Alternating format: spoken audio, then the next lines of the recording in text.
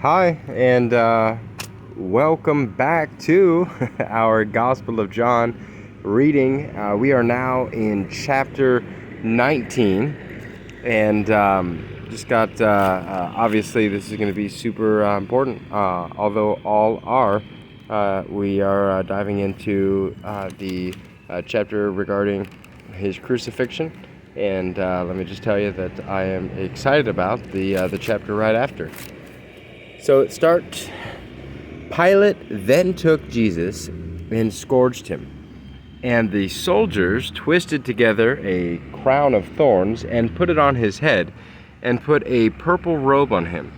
And they began to come up to him and say, "Hail, King of the Jews," and to give him slaps in the face. Pilate came out again and said to them, "Behold, I am bringing him out to you so that you may know that I find no guilt in him." Jesus then came out wearing the crown of thorns and the purple robe. Pilate said to them, "Behold the man." So when the chief priests and the officers saw him, they cried out, saying, "Crucify, crucify."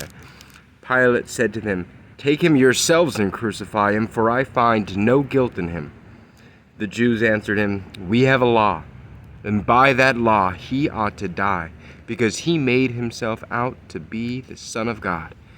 Therefore, when Pilate heard this statement, he was even more afraid, and he entered into the praetorium again and said to Jesus, "Where are you from?" But Jesus gave him no answer. So Pilate said to him, "You do not speak to me? Do you not know that I have authority to release you, and I have authority to crucify you?" Jesus answered, "You would have no authority over me, unless it had been given you from above. For this reason, he who delivered me to you has the greater sin." As a result of this, Pilate made efforts to release him, but the Jews cried out, saying, "If you release this man, you are no friend of Caesar. Everyone who makes himself out to be a king opposes Caesar." Therefore, when Pilate heard these words, he brought Jesus out and sat down on the judgment seat at a place called the Pavement, but in Hebrew it is called Gabbatha. Now it was the day of preparation for the Passover. It was about the 6th hour. And he said to the Jews, "Behold, your king."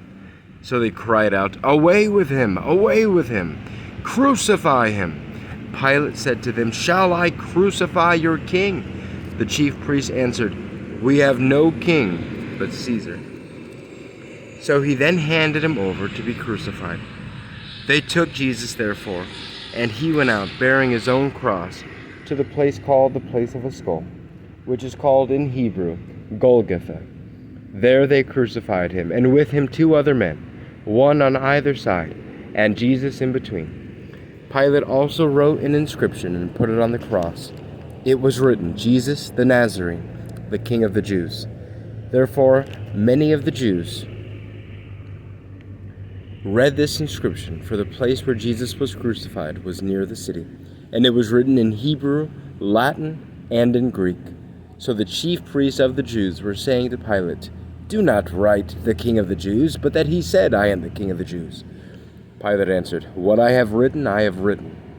So the soldiers, when they had crucified Jesus, took his outer garments and made 4 parts, a part to every soldier, and also the tunic. Now the tunic was seamless, woven in one piece.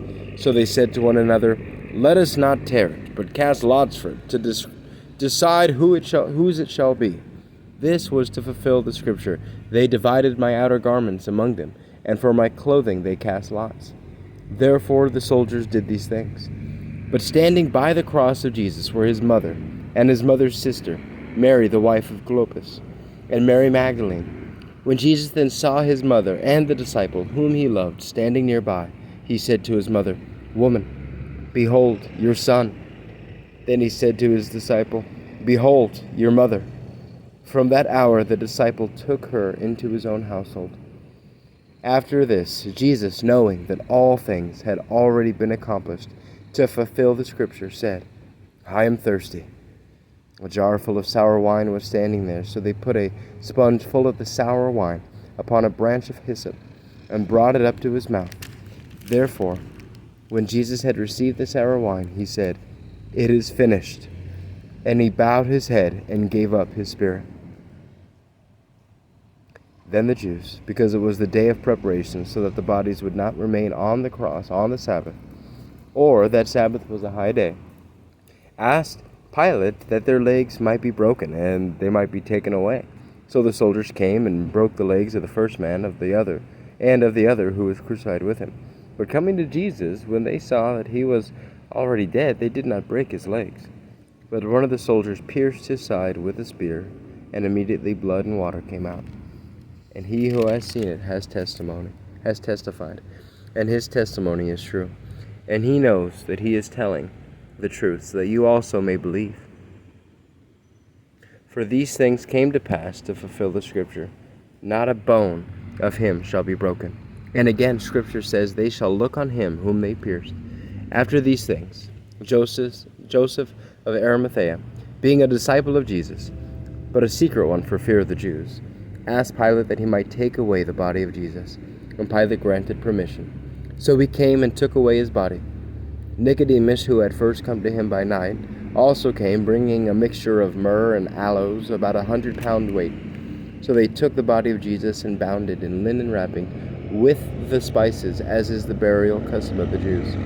Now in the place where he was crucified there was a garden, and in the garden a new tomb, in which no one had yet been laid.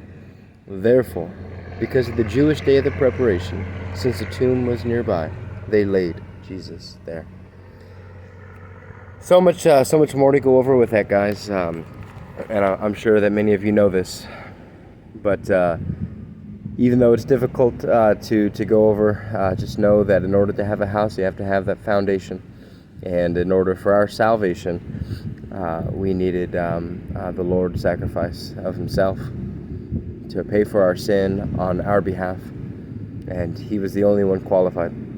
Still is. You guys, may the Lord bless you and keep you and shine his face upon you.